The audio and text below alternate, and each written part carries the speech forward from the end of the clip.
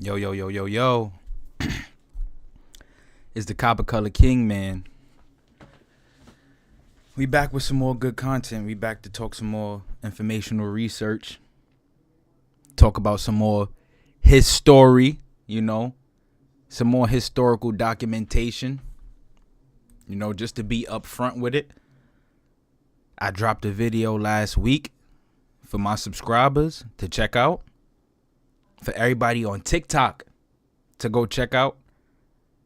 And it was pretty much like a preview into today's live stream, right? I wanted to talk about these ancient Chinese accounts of the Grand Canyon and the Colorado River. Because what they have to say, man, proof is in the pudding, bro. America is the true old world. America is the true old world. America is the home of the biblical flood. America is where everything all started. I'm not hearing it from anybody else. Any of that out of Africa stuff, man, pack it up. Pack it up, because the Grand Canyon alone, the Grand Canyon alone, salute, my Niji, Milestone Thoughts, what it do, chicken stew, my brother.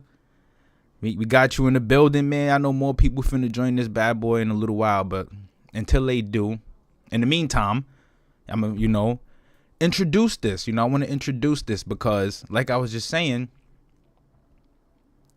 the Grand Canyon alone debunks anything, in my opinion, my personal opinion, and we could argue about it, debunks anything that comes out of Africa. The Grand Canyon is probably the oldest, right? The oldest, and they don't want to say this, right? They don't want to say it, but it's the oldest historical landmark on this world. On this world, not this continent, on this world, right? Before we even get into the book. So I was doing my research and I wanted to see what kind of biblical ties go along with the Grand Canyon. Like, what do people have to say in the Bible world or in the Christianity world? What do they have to say about the Grand Canyon? Because Crudy Mayo already exposed to us pretty much the infrastructure of Utah and how Utah pretty much is a state built on biblical land, right? Utah, Mount Nebo, right? Mount Nebo, the Red Sea, the real Red Sea, right? The real Red Sea, Salt Lake, the real Red Sea is real. It's literally red. Like, when you look at the Salt Lake in Utah, or when you just look at it, it's literally red, bro. It's literally red. It's literally red. And, a lot of people, when I have conversations with folks about this stuff, they be looking at me like I'm crazy. Like, yo, little bro, what in the world do you be talking about? I'm just saying, man, like, they put a lot of this stuff out in this world for us in these books, in the History Channel and all of this stuff, painting the picture as if America had no involvement with the foundation of the world that we see today. And I believe that is straight ballpark, bro. It's all cap, and can't nobody tell me nothing else. Listen to this, right? Listen to this. This is from answersingenesis.org, right? A very, very, very valuable source. This is where I come to when I'm trying to draw any type of biblical ties between specific objects, places, things, stuff like that. Just to see what people have to say about it in their world, because I'm not a Bible guy. I live my life based off the ways of the land. Like, I'm going to devote myself to whatever God, the Most High, created, right? I don't have to be in a church or read a specific book to prove my connection to the Most High or my devotion, how dedicated I am to following in his word, right? It's in my birthright, It's in my birthright. And it's like that with most folks here in America, right? With that indigenous blood. It's in your birthright. You don't have to follow no book. You don't have to go to no church. You don't got to do none of that, because when you were created, the very sperm that you come from was blessed by the Most High. So I'm just saying, right? But look, it says Grand Canyon. What is the message? What is the message behind the Grand Canyon? Like when I went to Phoenix, and y'all could go check out my vlog. It's on my channel. I'm looking out the airplane. I'm just like, yo, looking on the map, right? You say like, okay, the Grand Canyon on the map. How big can it possibly be? Fly over there. The plane flies over. Fly over there and look. And it stretches for miles and miles. And the pilot will tell you, like, this is the Grand Canyon. This is the landscape. And that mother lover is so big. Right? And we could argue about it. It's bigger than the Sahara Desert. We could argue about it. We could argue, fight, whatever y'all want to do. We could thump about it. For real. It's bigger than the Sahara Desert. But anyway, the Grand Canyon is a place to find and explore the wonders of God's creation. This is where you can find and explore the wonders of God's creations, as it is with most places on this earth. Give or take, a lot of places are just as beautiful as the Grand Canyon. But check this out. So it says, carved through sedimentary layers of limestone, sandstone, and shale, and into the bedrock of schist and granite, the Great Chasm stretches 277 miles through the Colorado Plateau. It descends over a mile into the earth and extends as much as 18 miles in width. The Grand Canyon is also a place to find and explore the wonders of God's creation. When viewed from a biblical perspective, the canyon has God written all over it, legit.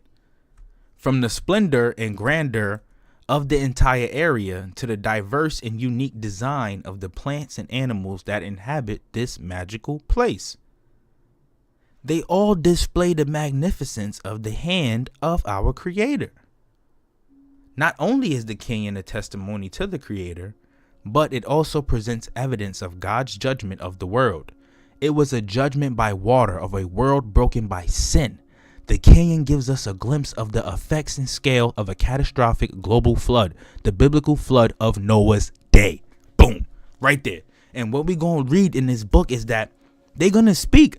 They're going to say it, that the landscape of the canyon changed over time. It was water there a long time ago. There was water, large bodies of water where the Grand Canyon is. And according to what this man, Tom Veal, just said, is that the Grand Canyon is a remnant of Noah's biblical flood. Now, how mind-blowing is that? Right? Even in the Grand Canyon, right, you got rock paintings, right? We got rock paintings. Granted, these things were left behind by some of the people living in the cliff dwellers and the Anasazi. Those people, they are responsible for some of these dwellings according to my research. But just some of the inscriptions that they got there, like that look like spaceships and like aliens and like circles, sun circles and stuff like that, sun worship, a lot of that stuff going down in the Grand Canyon. And the author in this book I'm bringing to y'all is also going to mention the sun worship. Now, if you watch the preview, I spoke about how in the Arctic zone, in the Arctic area in Canada and Antarctica, and not Antarctica, in Canada, and the more north you go, these people had accounts of them seeing 9 or 10 suns. And what it really represented was the sun's reflection creating a mirage, right? Creating a mirage. And these people began to worship these suns. And over time, as that sun worship progressed, people picked up on identities that assumed the roles of these sun reflections. And they were then given the name children of the sun. That's where it comes from. This fake mirage, this sun reflection, this mirage that they thought, when they seen it, they thought they seen 9 suns. This is according to the documentation that I'm going to bring to y'all. It created that form of sun worship, that paganism, beliefs of many gods. They thought that they saw 9 suns, so 9 suns equals 9 gods. But however, that was false. And the author makes a great note of that by proving that there's only one true sun. And that one true sun was created by only one true creator. Right? But how they draw the connection between those suns and the Arctic zone and Grand Canyon is that they state how these sun worshipers voyaged through a cold and Arctic region and then voyaged through a isolated, deserted, barren land as they began to make their way towards Mexico. These people being the Mexicans, Aztecs, Toltecs, these different Siberian tribes that came from across the way, who say their home is over here in America, Atzland.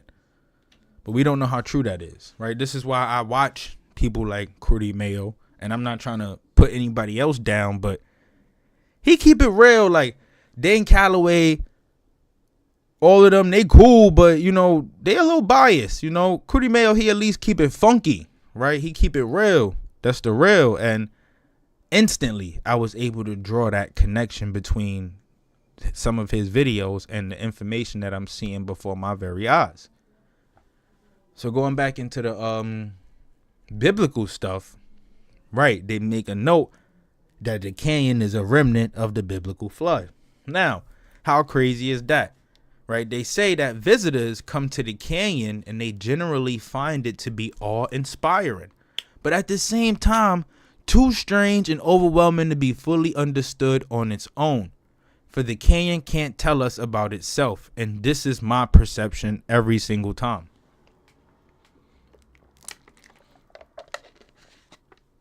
Like, it's beautiful, but how did it get there? Like real historians ask that question. Real people who get into this type of stuff ask that question because it's magnificent, but what can it tell us about the very world that we're living in today?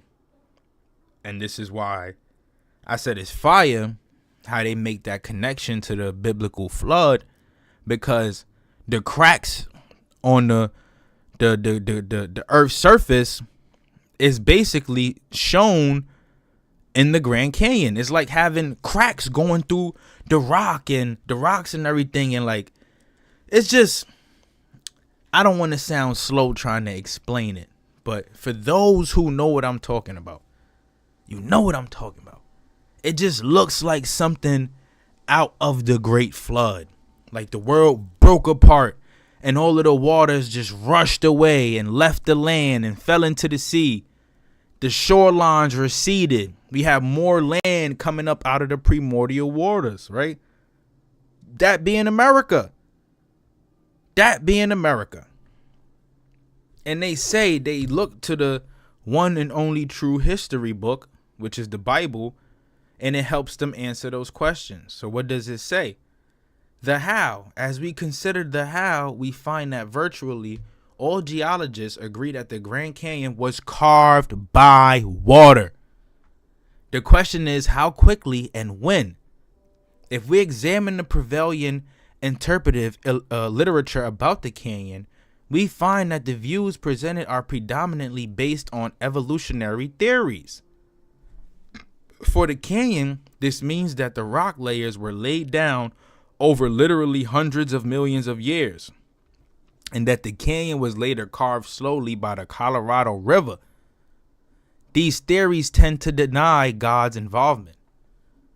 But if we look at the canyon through the eyes of a biblical or scriptural geologist, those who believe in the Bible's timeline of a young earth, we will see a very different canyon. These geologists see a young canyon carved with massive amount of water, likely in a matter of just days, shortly after the global flood of Noah's day about 4,300 years ago. So, is there evidence to support a biblical model? Yes. Let's briefly examine a couple of the areas which do just that. According to the biblical model, the vast majority of the sedimentary layers we see in the Grand Canyon and the rest of the world for that matter were deposited as a result of global flood that occurred after, and ultimately as a result of the initial sin that took place in the Garden of Eden about 6,000 years ago. Look how deep they taking this. Look at how deep that they taking this. Like, they went from just the Grand Canyon and carved by water to basically being the destruction caused after the sin at the Garden of Eden. So if that's the case, where would that place the Garden of Eden? Cootie Mayo told us that's in Utah, I think. If it wasn't the Garden of Eden, it was the biblical lands of Judah. That's in Utah. So let's look at a map, right? Let's look at a map. We're going to go look at a map. And like I said, I'm not going off just that man's word of mouth, right? When I listen and learn about certain stuff, I always do the research. And I don't want to hold folks up for those who are tuned in. But when you looking at the Colorado River, that's crazy. They got a blurred out picture there. But the Colorado River streams out into the Gulf of California. Now, I don't know if y'all know, but there's a map out there that exists that shows the Gulf of California also being depicted as the Red Sea, right? This is on old Spanish maps. But the Colorado River, right here, just under Utah, right? This entire landmass, we could pretty much just say is like the Grand Canyon. But the Colorado River drains right out into the Gulf of California. So with them making these statements like, my apologies, with them making these statements saying that the Grand Canyon is a result of the global flood after the initial sin that took place in the Garden of Eden, where would that place the Garden of Eden? Right? Where would that place the Garden of Eden? How many of y'all know that we got the tallest trees in the world in California, over there in Sequoia National Park? How many of y'all know that? We got the tallest trees over there in Sequoia National Park. So I'm just saying, right, where would this place the Grand Canyon? I mean, the Garden of Eden. I'm just saying, man. But anyway, let's look at the folding that is found in the sedimentary rock layers of the canyon. The picture to the left is a fold in the Tapete Sandstone and Carbon Creek, one of the side canyons within Grand Canyon. You can plainly see here that the rock was bent, right? Look at the rock, like being reshaped. You could tell it's like it was smudged. And the only time you could do that is when rock turns to mud. And only way you could break down rock into mud is when you add water. That's when you add water. It's like they smudged it. If you take a pencil and scrape it on some paper, fresh, and then smudge it with your finger, it's going to give off the same effect as this mother-loving rock. And that's what they stating right here. You can see that the rock was bent or folded while still soft or pliable. Notice that this folding has taken place without cracking the rock. Folds like this indicate that the folding had to happen soon after deposition, after it was deposited, and that the deposition and the upheaval responsible for the folding were in fact one event. Right? Another area that supports the biblical model is the contact lines between the layers themselves. When evolutionists look at this contact point between the Cocosino sandstone and the hermit shell, I butchered that name, as seen to the right, they see 10 million years of missing time and material. But the creationists, using the biblical model, don't see missing material at all. They see a classic flood geology on a scale so large that it boggles the mind of the evolutionists. Right? They are finding proof of a former flood in the Grand Canyon, y'all. In the Grand Canyon. Right? The biblical flood in the canyon. Right? Note the knife edge line of the contact point.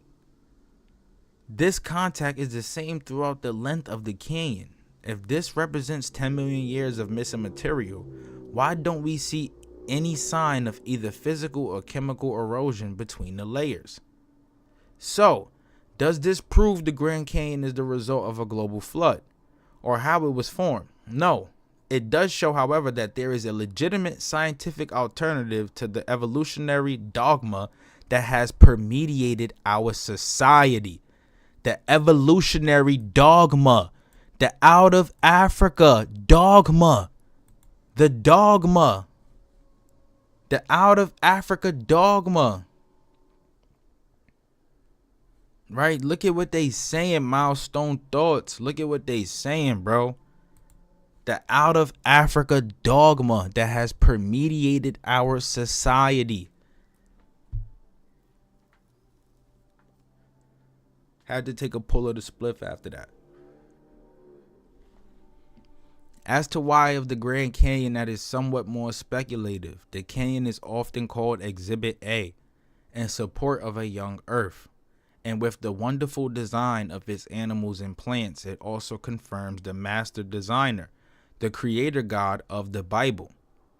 The Bible says, for since the creation of the world, his invisible attributes, his internal power and divine nature have been clearly seen, being understood through what has been made, so that they are without excuse. Romans 1:20. What we see in the canyon only supports and upholds what we read in the Word of God, and only from down in the canyon can so much of it be seen. So is the Grand Canyon there to provide the skeptics with evidence that may be clearly seen, if only they were willing to see?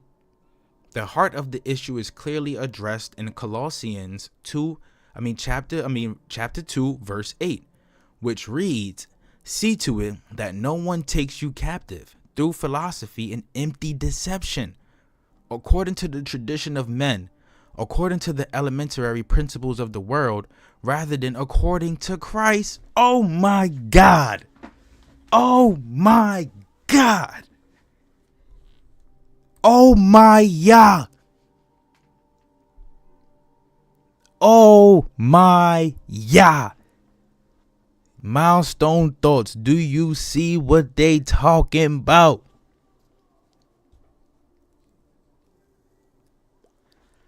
Don't believe the lies. Believe what the world itself, the land, believe what the land shows you. See to it that no one takes you captive through philosophy and empty deception. What are you talking about?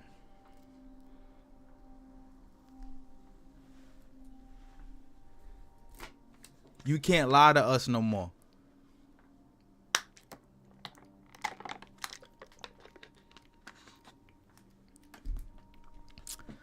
That was the icing on the cake, man. That was the icing on the cake, right? It says, as you view the Grand Canyon, remember that it is the result of God's judgment of the world, not just his creative design. As with everything around us, a simplistic God made this is really inadequate, as what we see today is not the world he originally made, since it has been corrupted by the global judgment of sin, Noah's flood. Could God have started a process that would have carved the canyon over millions of years? Perhaps some would say yes, but the issue isn't what God could have done. He could have done it in a million of ways. The issue is what God said he did in his word. You can trust his word from the very verse, and the canyon is his most magnificent example of that. Boom. And I rest my case. And that's not the end of the video, y'all. I got more smoke, right? We got more smoke. More smoke. I want y'all to understand this, man. It's not a game. None of this is a game. We gonna get into it, right? I read some of it in the preview, but we gonna read a good amount of this book, right? A good hour and some change. We gonna do this bad boy, because I want people to see like how we gonna correlate what they just said and this little excerpt and how they break the canyon down in the course of the Colorado in this book. Check it. So as we went over before, the name Ancient Chinese Account of the Grand Canyon or Course of the Colorado, the origin story of the Fusang mulberry tree, mulberry land. America is the mulberry tree, according to the ancient Chinese. Right? By Alexander Milan. And we start off with 10 suns in the sky, as I spoke about before. The ancient Chinese records tell of a place of 10 suns, where 10 suns rose and shone together. 7 suns were also seen shining together in the sky, and at night. Indeed, we can call it night, as many as 7 moons. 5 suns were also beheld. What liars, though, Chinese writers were. Very good, but why not denounce all our own? And here we have a depiction of the sun and its reflections. You see the several reflections circling around the sun. Now, these ancient Chinese, these ancient Siberians, these Native Americans, they deceived us to be gods. Right? These suns are gods. So look, Arctic navigators as a pack of liars. They all tell about more suns than one. A picture of 5 is furnished by a most eminent explorer. The dictionaries, encyclopedias of our careful publishers call the appearance of 2 or more suns a paraphilion. A paraphilion. Now check this. What is a paraphilion? A sundog or mock sun, also called a paraphilion in atmospheric science, is an atmospheric optical phenomenon that consists of a bright spot to one or both sides of the sun. 2 sundogs often flank the sun within a 22-degree halo. It's a reflection, an optical phenomenon, something that's you bear with your own eyes as a beautiful sight. We see this all the time, and they would think, like, you know, back then they thinking of this as being more than one sun. So check, right? The number of the multiplied luminaries never exceeds 10. There actually is a place of 10 suns. 10 suns, say the ancients, the ancient Chinese. 10 suns, say the moderns, modern people of today. The ancient Mexicans, you know, the Aztecs, likened North America to a tree, a stupendous mulberry tree, planted in a land known to us today as South America. Looking at the map, when they mean planted, they saying like, okay, well, the United States and Canada is the tree, right? It's where the leaves are. Mexico, Guatemala, and Nicaragua being the trunk, and then Brazil and South America being the root. So they saying that the land is in the form of a mulberry tree. So as you guys see there, America, we're going to look at a mulberry tree. All right, this is what they talking about, these mulberry trees. And I just want to show y'all so y'all can understand what they trying to compare this stuff to, right? We can have an understanding. So it says, the Chinese geographers or mythologists teach that a distance of 30,000 lei, which is 10,000 miles, to the east there is a land 10,000 lei, which is 3,000 miles in width. Now that land referred to must be North America, for 10,000 miles to the east from southern China brings us to California. And we further find that North America now reached is 10,000 lei, or over 3,000 miles in width, measuring from the Pacific to the Atlantic. The Chinese accounts further call our eastern realm a full sang tree, or helpful mulberry land. So just to backtrack, even though I spoke about it before, these Mexicans got themselves coming out of a place called Aztlan. This is the ancestral home of the Aztec people. Aztlan would be Southwest America, right?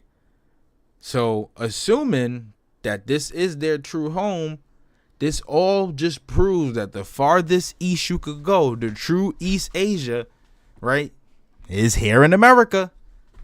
It's here in America. Because these Mexicans, these Aztecs, right, their ancestors come from Siberia. Proving that Siberians traveled here to the helpful mulberry land, a land that had a name before they ever even arrived, before they even got here.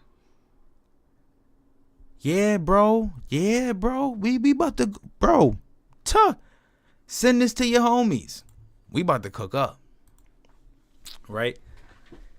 A mulberry land 3,000 miles wide is there, say the Chinese. The mulberry land is here, say the Mexicans. So the Chinese say is over here and the Mexicans say is here. They have an ancestral connection, an ancestral tie. Both of them knowing this land to be the helpful mulberry land. The mulberry land of Fusang. Right? Like the Mexicans, the Chinese sages declare that there is an enormous tree, the Fu, or helpful sang, in the eastern mulberry land, 3,000 miles wide. I just told y'all, right? The largest trees in this world can be found where? In Sequoia National Park, or in California in general, right? Where is Aztlan? That covers parts of California. So how deep does this go? Just how deep does this go? Let's continue. As just remarked, the Chinese call the enormous eastern tree a sang, and the Mexicans call their enormous tree a beb, both terms standing for the mulberry, a fact to which no writer hitherto has directed or called attention. Observe that at Tehuantepec, a little west of Yucatan, our continent narrows down to a width of 100 miles. Go back to Google Maps. Right, this is their accounts. This is their account. So this stuff is old. They know about the land. They talking about the Panama Canal, Costa Rica, Nicaragua, where it gets real narrow. That's what they talking about, right? And they're saying that basically the Mexicans say that North America is a tree and it has a correspondingly enormous trunk, which at Tehuantepec measures 100 miles or 300 Chinese lei. Right? Remember, this is a little west of Yucatan. So what are they talking about? They talking about over here, right in Guatemala, right in Cancun, right in this area, or if I'm not mistaken, Campeche or Tabasco, but in this area, definitely. And they say that the Chinese writers declare that the enormous mulberry in the region east of the Flowery Kingdom has a trunk of 100 miles. What a prodigious dimension. A mulberry tree with a trunk of 300 lei is there, say the Chinese. A mulberry tree with a trunk of 300 lei is here, say the Mexicans. Again, proving that these people are the same, and also that they traversed a world far older than what they can comprehend. Right? because these things were already here in America, right? It was introduced to them by the people here, right? Or that the people that they invaded, because they are conquerors. These Aztec Mexicans, they are conquerors, right? They're descendants of Japheth, right? For those who don't know. And it's so funny because they have dark skin complexions, right? And from what I know of Bible history, they say Japheth is the father of the white race, or the lighter skinned people. The lighter skinned people. Now, again, this just brings me to this theory, right? When they say lighter skin, are they talking about a lighter melanated people, or are they talking about white people? Because if they aren't talking about white people, it just leads me to ask this question: then where do white people come from?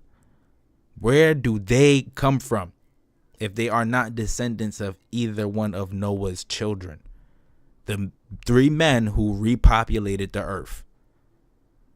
But long story short, these Aztecs, right, just to let everybody know, they are descendants of Japheth. Let me continue, right? Where we at? Such a stupendous tree ought to have enormous branches to match the trunk, and we are not surprised when informed that our monarch of the forest goes up, up, up, even to the place of the 10 suns, in the Arctic zone.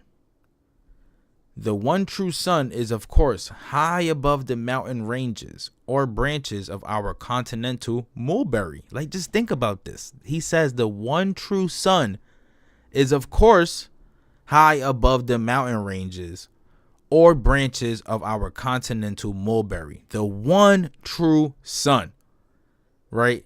High above our continental mulberry. Speaking of the lands of America. So is that like saying that one sun is like the most high, sitting above his land? His land, like his America? His continental mulberry? Is that what they are trying to say? This is what I'm asking. And I want people to also chime in, make your own theories out of this type of stuff. Let me know, right? Let me know, TikTok. What is the author saying right now? Right? But the extra 9 are false or delusive, and more reflections of the true sun on fog or vapor. The Chinese account truly enough states that they bear Wu, and this term stands for blackness, inky, or dark. Check this out. The identical term Wu also stands for black or dark fowls, such as the raven, blackbird, and crow. And one Oriental scholar dwelling indeed in Japan assures us that each of the 9 suns bear a crow. So in other words, it's like saying each of the 9 suns bears a sun, or a Wu, or a dark fowl. We are seriously informed that all bear literally calls to ride a crow. As well might it be asserted that Wu signifies black, and the 9 Wu born by the suns must be 9 blacks or Negroes. Oh, what are they trying to say? What are they trying to say? Right? These 9 sons born by these 9 Wu born by the suns must be 9 Negroes. The superstition that 9 Negroes or crows are meant is absurd and contradicted by the luminaries themselves. Told y'all, these 9 suns, these false reflections, eventually ended up becoming the theory or thesis behind the children of the sun. This also proves that the Inca, Aztecs, and other folks who migrated out of Aztlan, or these ancient Tartars, or anybody that we can connect them to, are black, are of course Negroes. And when we even dive into it in more biblical depth, right? The Tartars covered a wide and expansive region over there in the east. And some of that covered some of Shem's tent.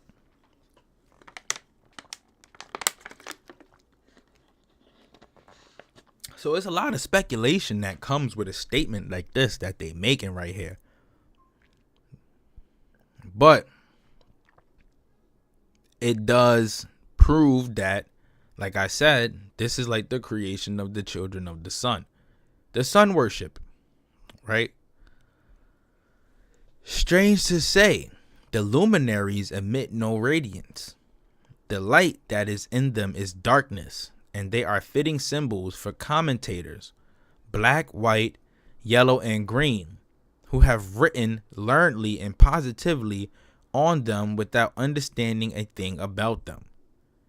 Perhaps it might be well, apart from its inconvenience, when writing about any nation, place, or natural object, to ascertain the position and name of the continent in which the subject of study is situated. Of course, we are not so unreasonable as to insist that we must really comprehend a matter before getting up to explain it to others. But the positions of continents dealt with ought as a rule to be clearly ascertained. Right? So look, check this out, right? 20,000 lay east from Mongolia to Fusang. 30,000 lay from Canton to the Gulf of California. So basically from Asia to America. This is also proof that these Mongols definitely did invade America. The Tartars, they definitely came over here, for sure. That proves that, definitely.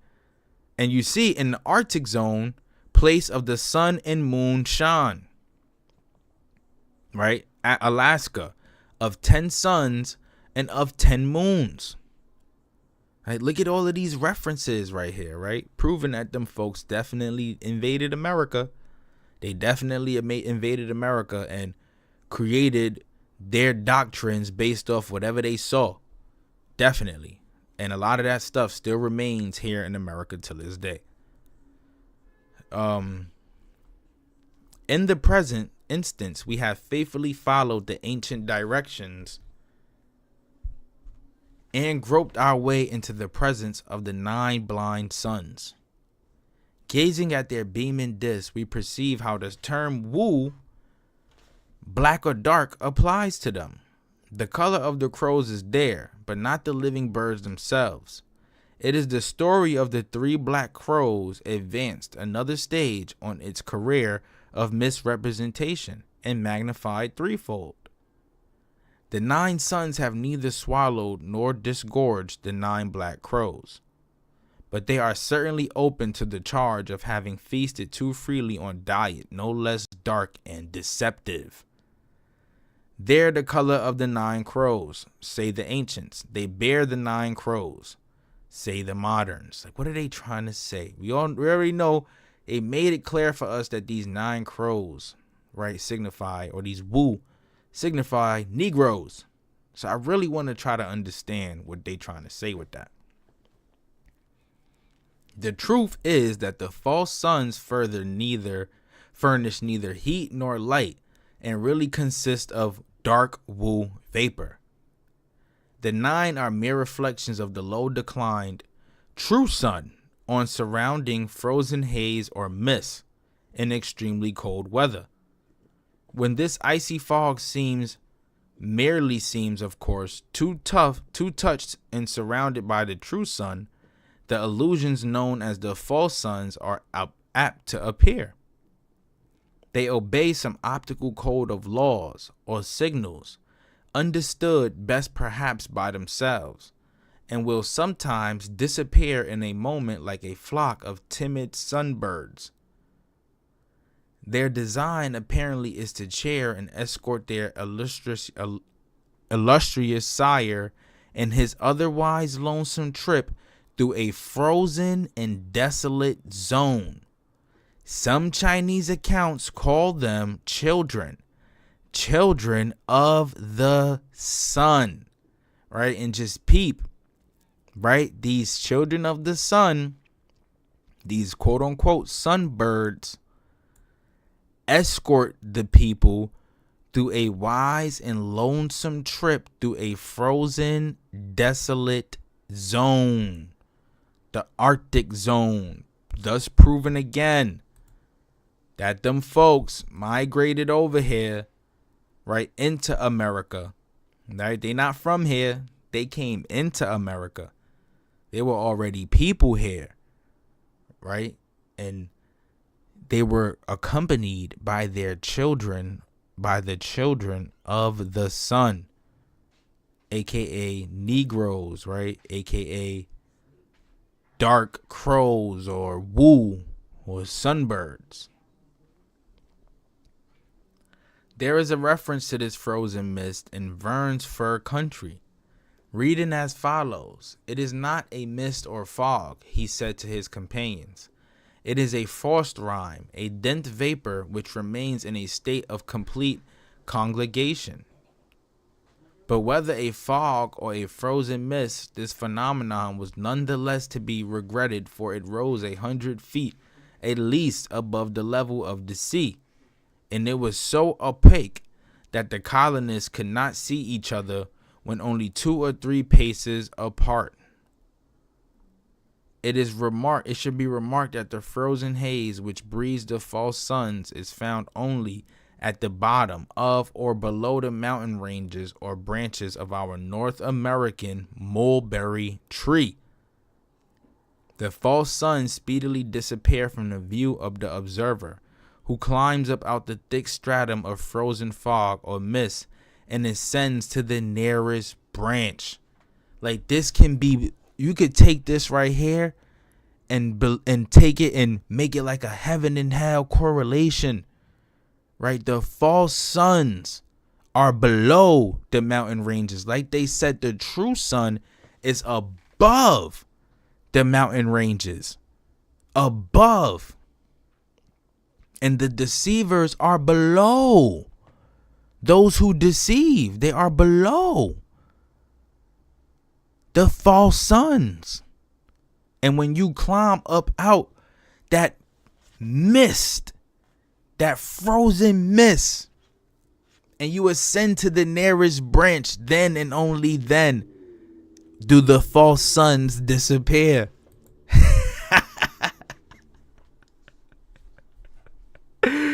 Yo, so I'm not gonna lie, this is crazy. This is crazy, because this could be like a heaven or hell correlation. Like, what are you saying? What are you saying? Like, all of this coming from America? America? My homeland? Where I'm from? Where my ancestors dwelt? Oh, come on now.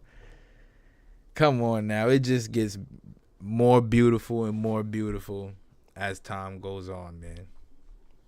But anywho, check this, right? So look, such observations are completely in accord with the ancient Chinese declaration that the 9 of the suns are to be seen below, here, or at the bottom of the branches, and 1 above the branches. The suns are not said to be in the branches. 9 are below and 1 above. A remark as true today as it ever was. The Moria, about 50 miles long in Greece, was so named because it was supposed to resemble the leaf of a morris or mulberry. And similarly, North America was considered by Mexican and Chinese mythologists to resemble a mulberry, the helpful mulberry or fusang.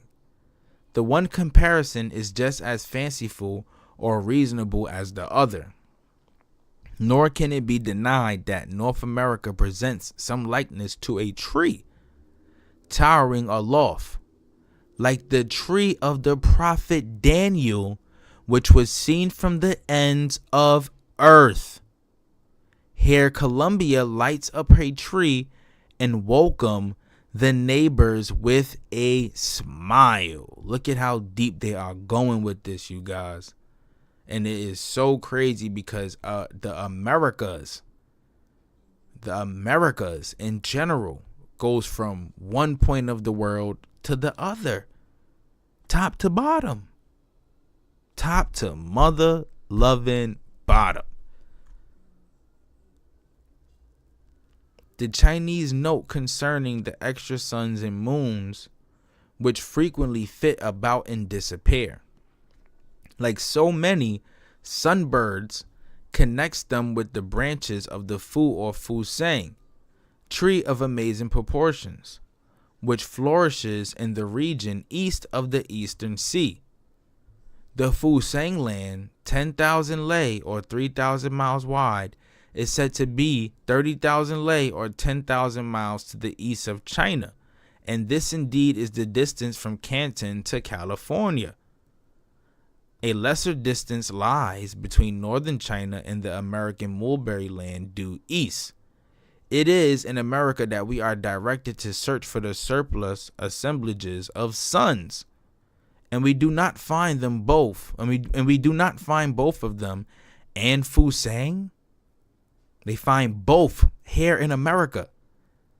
Both the 9 suns assemble here, quote unquote, right? The 9 suns and the helpful mulberry, right? America, the ancient true old world. Look at these ancient mythological accounts that the Chinese have of America. Right? This just gets better and better. In what respect is the Chinese account inaccurate thus far? We are informed that in the water there is a large tree having 9 suns. The trunk of this prodigious tree, which is more or less immersed in the Eastern Sea, furnishes the surprising dimensions of 300 lei. And rising above the valley of hot springs, readily found in Nicaragua, the tree proceeds upward and rears aloft its exalted branches in the place of the 10 suns.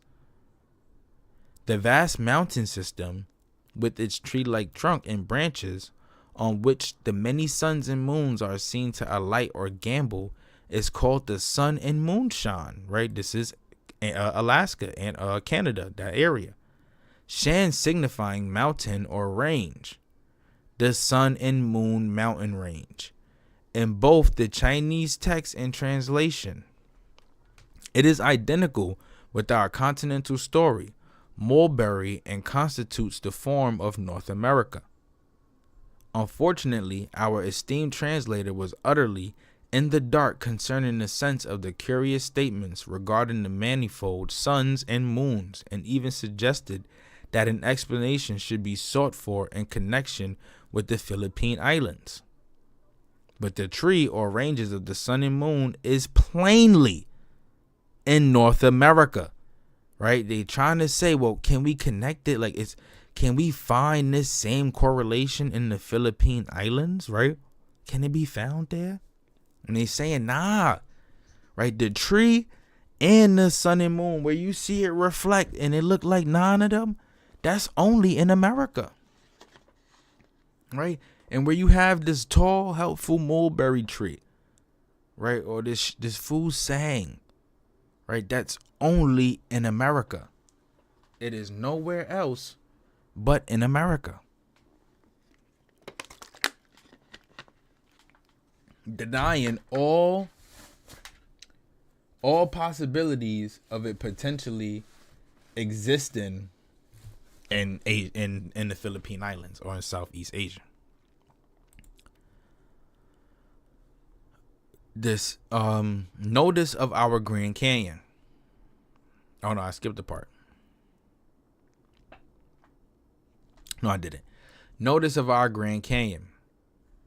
According to the translation, a Grand Canyon is to be seen in the Great Eastern Waste, right? This is what the Chinese called the Canyon Land, right? What we gonna call Canyon Land or the Grand Canyon area, they called it the Great Eastern Waste, beyond the Eastern Sea.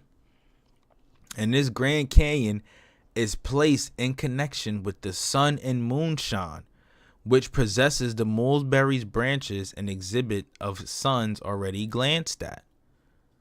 right? All of these things being placed in the same area, right? Ancient America.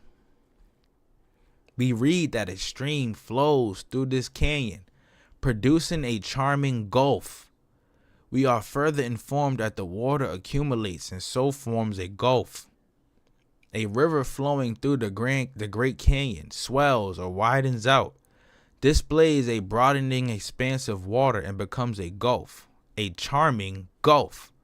What are they talking about? Like I just mentioned to y'all, the Colorado River that breaks out into the Gulf of Mexico, Gulf of California. Right, that's the Colorado. Is not this the beautiful Gulf of California, which is a widening out or enlargement of a notable stream of the Colorado? Decidedly, this mighty and famous river, whose water accumulates and so forms a gulf, flows through a canyon.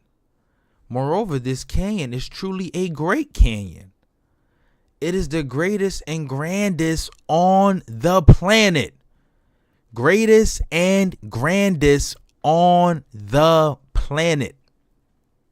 On the planet. This is the ancient Chinese account. They saying it's the greatest and grandest on the planet. It is also found in the Great Waste to the east of the Eastern Sea, which washes the coast of China. It is the Grand Canyon of the Colorado. The translation informs us that this stream, which flows into or becomes a gulf, has a delightful spring. The canyon has a beautiful mountain, from which there flows a delightful spring, producing a charming gulf. The water accumulates and so forms a gulf. Such is the translation, but no Chinese term for spring appears in the text. The original states that it is a kanshui which runs through the canyon, and this identical compound is translated sweet river by our author on page 163 of his large and comprehensive work. Kan indeed signifies sweet, sweetness, delightsome, pleasant, happy, refreshing, and shui stands for water or river. It is therefore evident that a kan shui should be remarkable for the sweetness of its water and should start from a delightful spring of sweet water in order to pure and deserve its reputation. All right, look at how they're describing the Colorado River. The ancient Chinese described the Colorado River to be a delightful spring or sweet water, right? Sweet water. This is their description, right? As a geographical fact, the Colorado flows out of the very fount, which curiously enough gives birth to the Sweetwater. This stream becomes the Platte or Nebraska River, which joins the Missouri. And from the fount of the Sweetwater, exactly on the mountain divide, a headstream of the Colorado bubbles out, enlarging into the affluent known as the Green. The stream traverses the Grand Canyon and connects with the Gulf. It should have a spring of kanshui or sweet water, and we find that it comes sparkling down the mountains from a spring water spring. Now, real quick, I just need to check something, right? The 7 rivers in America. Because if we being technical, biblically, right? Biblically, we have the Mississippi River being the true Nile, right? But biblically, if I'm not mistaken, these 7 rivers, or these rivers, specifically the Columbia, Missouri, Mississippi, the Hudson, and the Rio Grande, play a huge role into the flood story as well. I won't be able to quote myself on that, right? And I won't be able to state where exactly I got that from. But if folks could help me back up that theory, I would greatly appreciate it, you know. And we can only do that through research. So now let's just go back to the book. The Sweetwater Stream, after traversing a canyon, even a Great Canyon, should connect with or enlarge into a gulf, described as charming. Can the Gulf of California be regarded as charming? Our explorer expresses himself as charmed and delighted with the scenery of the Gulf. A sample passage in his reports reads as follows. The island and mountain peaks whose outlines, as seen from the Gulf, have been somewhat dimmed by a light haze, appeared surprisingly near and distant in the limpid medium through which they were now viewed. The whole panorama became invested with new attractions, and it would be hard to say whether the dazzling radiance of the day or sparkling clearness of the night was the more beautiful and brilliant. Truly a charming and beautiful gulf is here. Although the translation does not draw attention to the fact, the term employed in the Chinese record to describe the course of the stream which passes through the Grand Canyon is chu. Now this word is employed to designate water which is shooting over a ledge, and it is used as entirely appropriate in a description of the course of the water in the channel of the Colorado. The bed of the stream is exceedingly irregular and consists indeed of a succession of ledges, producing a series of rapids, falls, or cataracts. Were the water to disappear, the exposed bed of the Colorado with the ascending series of steps might be likened indeed with truth to a stairway for giants or gods. Wow. Wow. Wow. Wow. Just check that out. They are saying, the author is saying in these Chinese texts that if you remove the water from the Colorado River that's flowing through the canyon out into the Gulf, it would almost look like these ledges would look like steps for gods. Giant steps for gods or giants. Just wow. Here in America. Just wow. So you telling me that the stairway to heaven, that's basically, or the stairway that these gods used, is under the Colorado River? The waters cover this up? That's crazy. The falls caused by ledges are exceedingly numerous. One navigator's log contains many such entries as the following. Still more rapids and falls today. In one, the Emma's Dean, a boat is caught in a whirlpool and set spinning about. One subdivision of the Grand Canyon is known as Cataract Canyon, and this section in its 41 miles has 75 rapids and cataracts. Let's look up Cataract Canyon, y'all. What can we find in Cataract Canyon? Cataract Canyon has so many falls and ledges. That's what it's saying.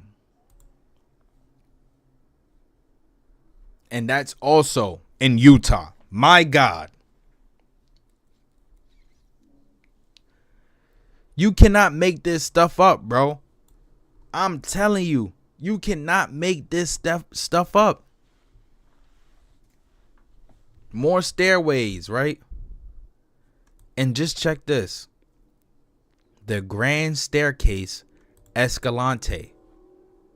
That's also in the Grand Canyon area. Why do they call this the Grand Staircase Escalante? Right? That's just the questions that pop up in my head when I start reading stuff like this and then looking at the maps and the infrastructure on the world. Like, and I mentioned this in the preview.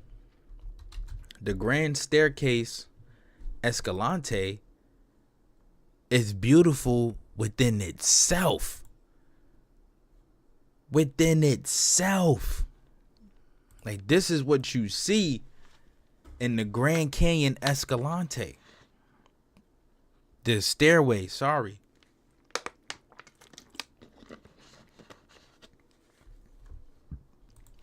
And that within itself, bro. Within itself. Like, it's beautiful. It's beautiful. Like, how do you do this? How do you get these rocks placed up there perfectly like that? Like, what is this? What are we looking at? What truly are we looking at? Right? They call this Devil's Garden. All in the same area, though. All in the same area. Like, what are we looking at? Truly. Grand Staircase Escalante. What are we looking at? Yeah, see this? All of these marks. That's proof that water existed there. That's all proof that water existed. And at the time of this water existing, these right here, these cliffs and canyons, that was the land. These were the temples. Those were the temples. I promise y'all. Right? We go back in time. That's what the world would have looked like. Right? This is all remnants of the past. Like, and where did all of this water go? Out into the gulfs. Right? Out, it created all of these rapids and just fell out when everything broke apart. Right? The flood. The water just spread apart as these lands rose. Right? And other lands, the water receded. Like, if you go underwater today, this is all the corals and all of the grass that's just at the bottom. Right? This is the same stuff that you find. Like, you could go look up YouTube videos, whatever you want to do. Anything y'all feel like y'all could do to debunk that, man. But anyway, yeah, one subdivision of the Grand Canyon is known as Cataract Canyon. And this section in its 41 miles has 75 rapids and cataracts. And 57 of these are crowded into 19 miles, which falls in places to 16 or 20 feet. Right? You know how 20 feet deep, each of these rapids, 20 feet deep. And they comparing this to a God's staircase. It's crazy. All accounts concur in representing the stream as remarkable for the fury and number of its falls. To ascend the Colorado is a sheer impossibility, and even to descend the stream is an enterprise rarely indeed attempted or achieved. Only rafts or lifeboats backed by pluck and luck stand a chance of getting through in pieces, right? People actually raft the Colorado today, though, and they be looking crazy. The mariners all wear life belts and are just as often in the water as they are out of it. Evidently, a river or of ledges is here. Surely the term chew, or water shooting over ledges, applies with peculiar force to the career of this wildest of rivers, the Colorado. Right, and now we go into the Colorado River.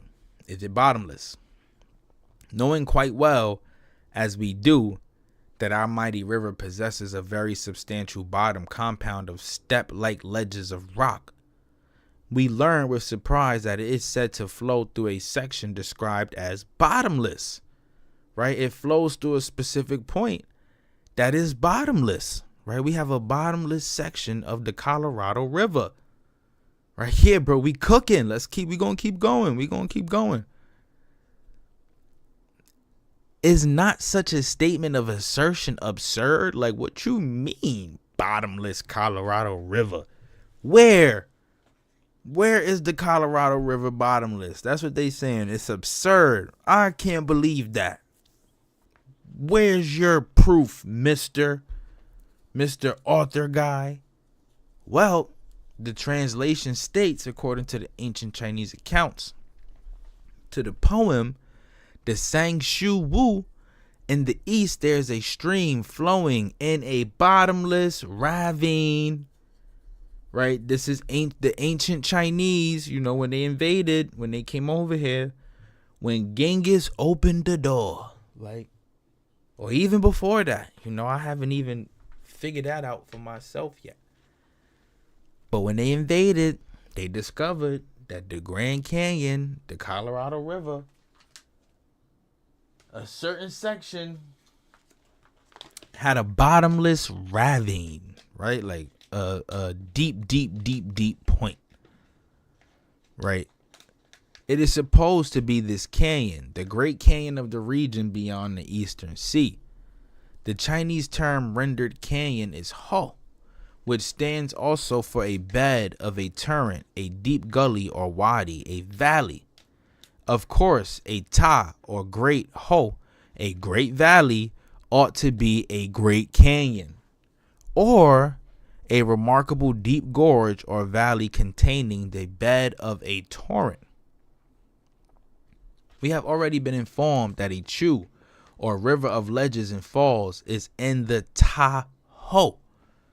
Right? We have ledges and falls in the Great Canyon, right? Ta being great, ho being canyon, ledges and falls being the chu. We also perceive that the title Tahoe applies properly to the mountain-hemmed course of our Colorado, which connects with Middle Park and runs to the Gulf. Somewhere in this immense and peerless Tahoe, somewhere among the majestic mountains, somewhere along the bed of the Colorado, the investigator should find a section which is bottomless. The ancient account locates it there. So somewhere along the bed of the Colorado, somewhere along the Colorado River, there's a bottomless point. Now, why is it bottomless? We may not know, but right, we talking about the Great Flood now.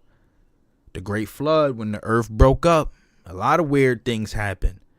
And like I said, man, why did Rashad Jamal get locked up after saying that you could cross through the canyon and get into Africa? Now, that may be crazy. I ain't gonna lie. Not saying he right or wrong.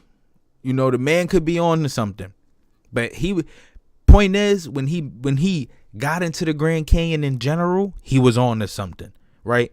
They blocked this area off, right? It is blocked off to the public. Certain parts of the Grand Canyon is blocked off to the public. Why can we, as Americans, right, in the home of the brave, the land of the free, why can't we go and excavate or see these things for ourselves? Right? Granted, with it being a chance you may hurt yourself, you could slip, fall, die, mad different things can happen to you. But granted, right? Why can't we go into the Grand Canyon? Why is it blocked off in certain places? Why? Just why? Like, that's the number one question you really have to ask. Why?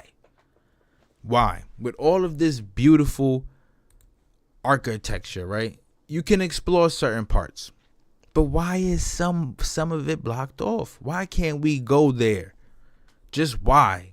Why don't y'all have helicopter rides, right, that take us into these parts, right? What is it there that you don't want us to see, right, that will change the course of this world for the rest of the time that we have here, right? As long as we know that stuff, our kids is going to know. And our kids is going to know, because this is going to be a story that's going to break life. Fuck the internet. It's going to break life once we find out that this Grand Canyon is basically the home of the biblical flood. Y'all don't want us to find this out. That's the truth, man. That's my honest truth. But look, I'm not going to continue rambling. Let's continue, right? So, now, nor are we to look for it in any Philippine island. We are restricted to the bed or banks of the Colorado, which we have identified as the Chu, or a plunging river that rushes downward to the Gulf. Our leaping streams flows into and out of the Grand Lake. Now, this lake, or an enlargement of the bed of the Grand Colorado, has a beach, and far out into the body of the water, a sandy bottom, and in the center, covering an area of nearly a mile square, the lake to all appearance, is bottomless. We are further informed that explorations of the edge of this great submarine cavern give the most positive evidence that it once the crater of a great volcano. So, an underwater volcano in the Colorado. And this is why it's a deep peak, because that's the hole of the volcano. Now, how many people could actually sit there and say that they knew that? Right? How the ancient Chinese know this and we don't? And we the true ancient Americans, right? We have the blood of the ancient Americans flowing through our veins. Shit, we don't even know that. We don't even know that. Right? But who knew there was a volcano in the Grand Canyon? Right? The lake, to all appearance, is bottomless. The deepest soundings that could ever be made have failed to reach the bottom. Hence, it is concluded that it has no bottom. Turn these two words, no bottom, into Chinese, and we get wu ti, the very term employed in the Chinese account. No bottom, say the ancients. No bottom, say the moderns. The moderns discovered that there is no bottom, and the ancients said that it was a wu ti in the Colorado River, along with great rapids, or steps for gods. So we have a volcano, steps for gods. We got 9 suns. We got so much. This is all in America. All here in America. Right? The old account puts the unfathomable abyss in a kuh, and it is within a valley, the valley of Middle Park, that we actually find it. Moreover, this bottomless valley is supposed to belong to the Tahoe, a title which would cover both valley and canyon. Indeed, Middle Park, with its enormous mountain walls, connects directly with the system of the Grand Canyon. Moreover, the one stream flows through both. And here it may be remarked that the Chew, or river of ledges and falls, is not terminated or swallowed up by the bottomless abyss in Ku. It flows on through the Tahoe and ultimately enlarges into the Gulf. The rocky floor of the Ku evidently constitutes a support or bottom for an impetuous or important river of ledges or rapids, and yet at the same time is reported to be bottomless. This seems contradictory, but reaching the precise locality referred to in an old account, modern scientists simply echo the declaration of the ancients that this valley or Ku traversed by leaping, furious Chew is unfathomable. Bottomless, say the ancients. Bottomless, say the moderns.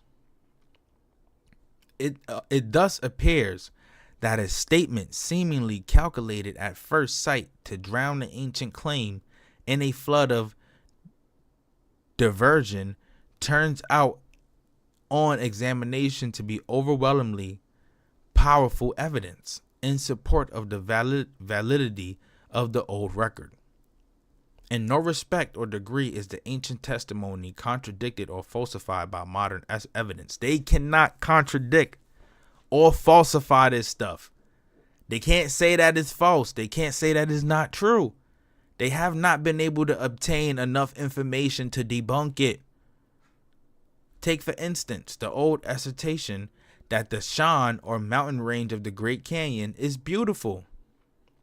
Nothing seems more natural than to conclude that such a laudatory term is grossly out of place, and that the mountain range with its canyon and furious Chew is a frightful, gloomily, dangerous, horrible, repulsive, bleak, and ugly mass of shattered and tottering heights. And that's what I be saying, right? It's beautiful, but then at the same time, it looks scary. Like if I stood at the top of the canyon and just looked down, I would just want to move because I would feel like I'm gonna fall.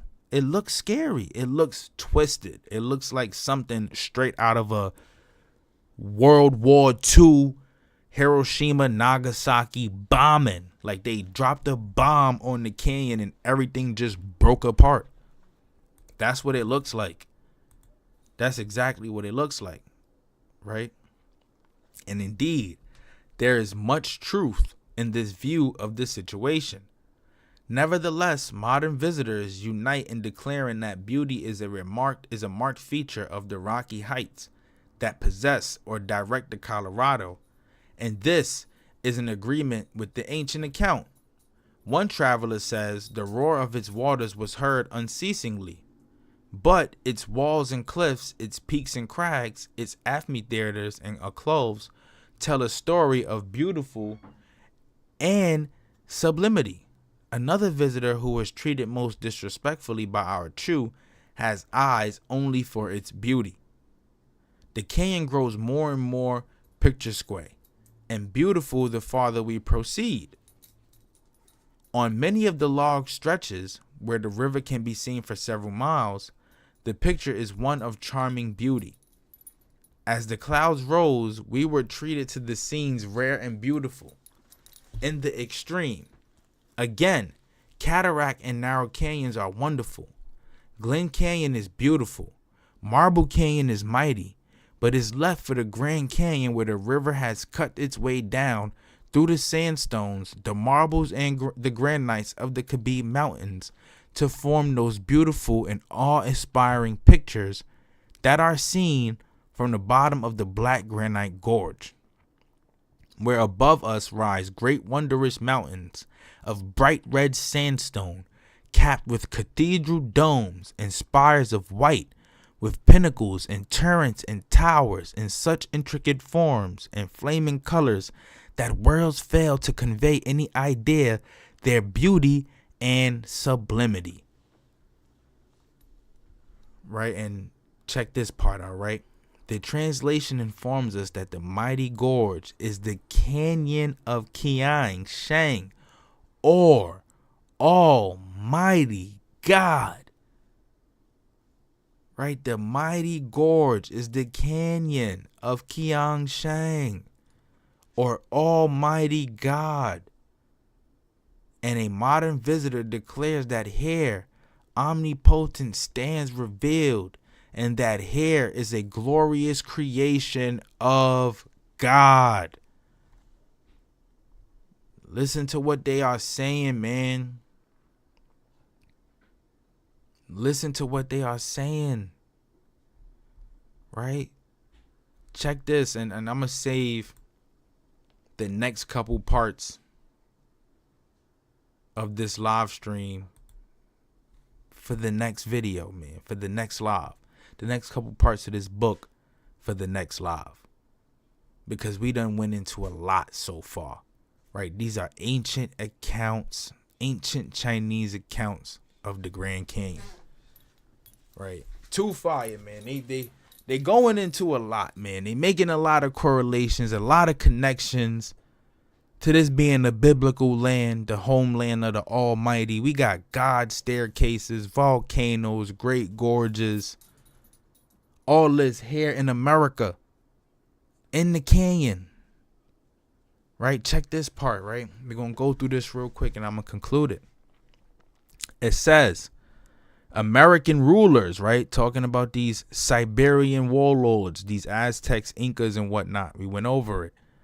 Called themselves children of the sun. And we should be careful not to confound our Arizona prince with any Asiatic ruler. The Hao or Shao Hao of supposed Chinese origin is represented by some different symbols. The little child of the sun at the Tahoe or Grand Canyon must not be confounded with any early Chinese sun worshippers. We are to look far to the east of China for both canyon and the little child of the sun referred to in the account before us. They are saying that this little child of the sun is not of Chinese origin. Right? He is not of Chinese origin, thus meaning he is of American origin. This little child of the sun, remember they said it's one true sun. This little child of the sun can only be connected to Jesus Christ. Only. So just think about what they saying here, man.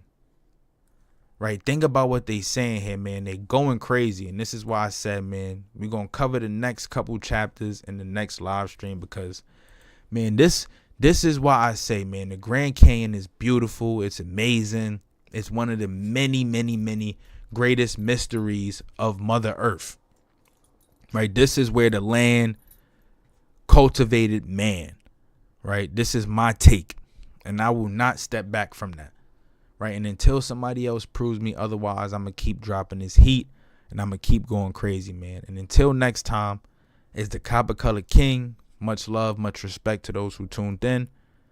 And I'll see you on the next one, man.